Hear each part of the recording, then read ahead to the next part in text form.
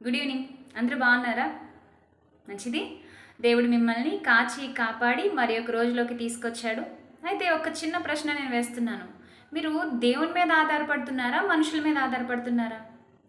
So వెంటనే క్రైస్తవులందరూ ఇలా చెప్పేస్తారు, దేవుని మీదే ఆధారపడుతున్నామని.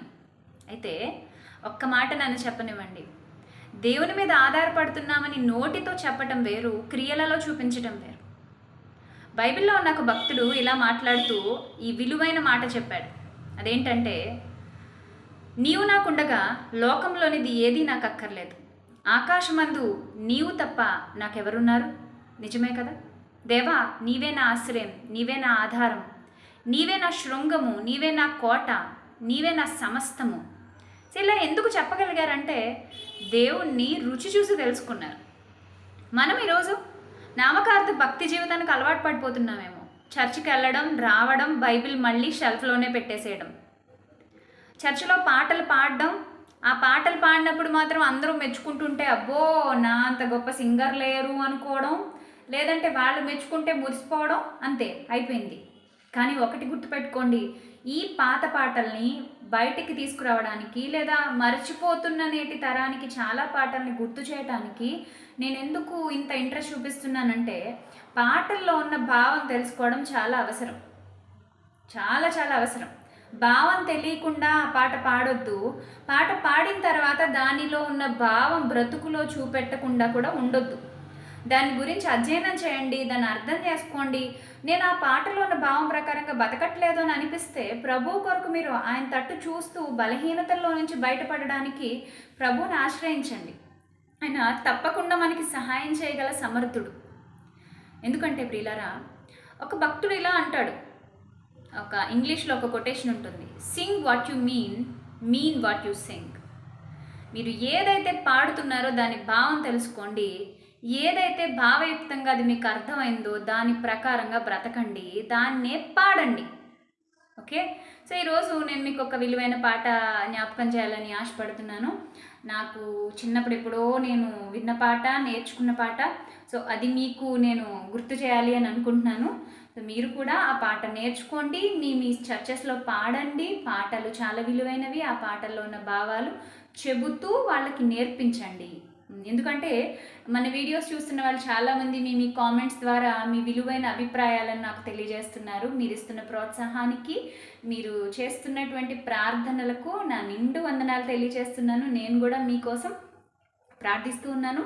అలాగే మీరు కూడా మా పరిచర్య కోసం, ఈ ఛానల్ కోసం ప్రార్థించండి. అండ్ ఇది అనేకులకు షేర్ చేయడానికి ప్రయత్నించండి. ఛానల్లో ఉన్న చాలా విలువైన విషయాలను అనేకులకు పంపించండి. సో ఆధారం నీవేనయ్యా పాట మనము పాడుకుందాము. ఆధారం నీవేనయ్యా, ఆధారం నీవేనయ్యా,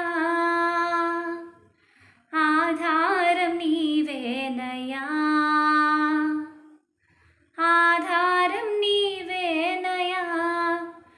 కాలము మారినా, కష్టాలు తీరినా, కాలము మారినా, కష్టాలు తీరినా, కారణం నీవేనయ్యా నా దేవా, కారణం నీవేనయ్యా.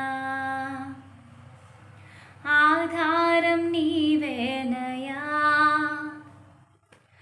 ఆధారం నీవేనయ్యా. నీ దీపస్తంభమై నేను చిరకాలం జీవించ ఆశ. నీ దీపస్తంభమై నేను చిరకాలం జీవించ ఆశ. నీ దరికి చేరి నన్ను నీకర్పించి, నీ దరికి చేరి నన్ను నీకర్పించి, సాక్షిగా జీవింతును నా దేవా, సాక్షిగా జీవింతును. ఆధారం నీవేనయ్యా, ఆధారం నీవేనయ్యా,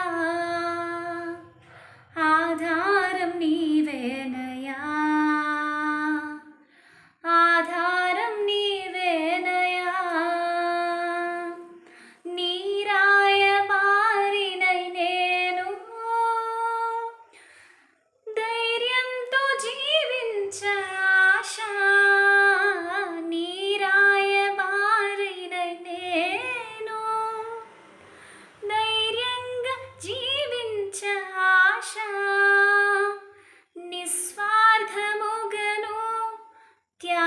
ప్రేమతోను నిస్వార్థముగను త్యాగముతోను నిన్ను నేను ప్రకటింతును.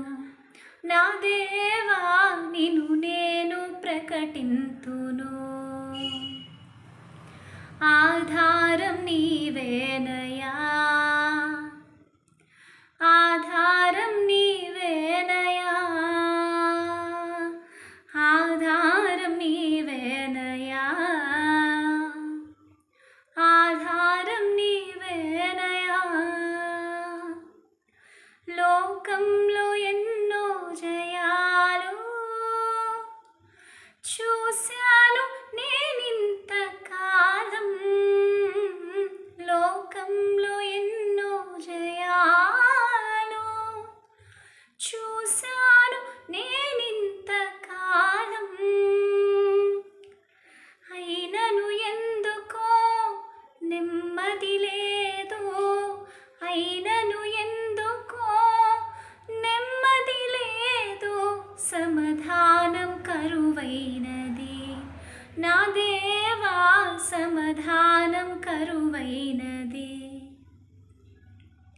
ఆధారం నీవేనయా, ఆధారం నీవే, నాకు ఆధారం నీవేనయా,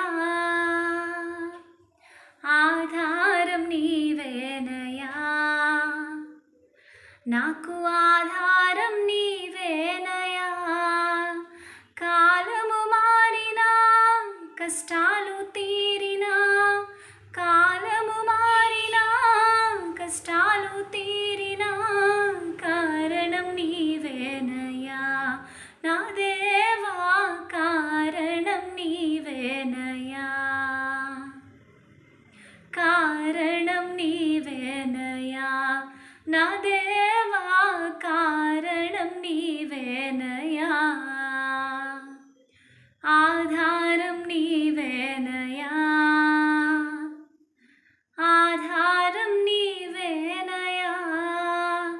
కాలము మారినా కష్టాలు తీరినా, కాలము మారినా కష్టాలు తీరినా, కారణం నీవేనయా. నా దేవా కారణం నీవేనయా. కష్టాలు ఎక్కువైపోతున్నాయని దేవుణ్ణి వదిలేసుకునే వాళ్ళు చాలామంది ఉన్నారు. ప్రతి కష్టంలోనూ ప్రతి శ్రమలోనూ దేవుణ్ణి ఆశ్రయించి, దేవా నీ దాసుడు నీ మాట ఆలకించుచున్నాడు, ఏం జరిగినా నీ చిత్తమే అని తలదించితే శ్రమల ప్రవాహంలో కొట్టుకొని పోకుండా నిలబడగలుగుతాం. ప్రభు చెంతకు మనము చేరగలుగుతాం, అనేకుల్ని చేర్చగలుగుతాం. ప్రతి విషయంలోనూ దేవుని ఆశ్రయించండి. మనకు ఆధారము ఆ ప్రభువే. God bless you all.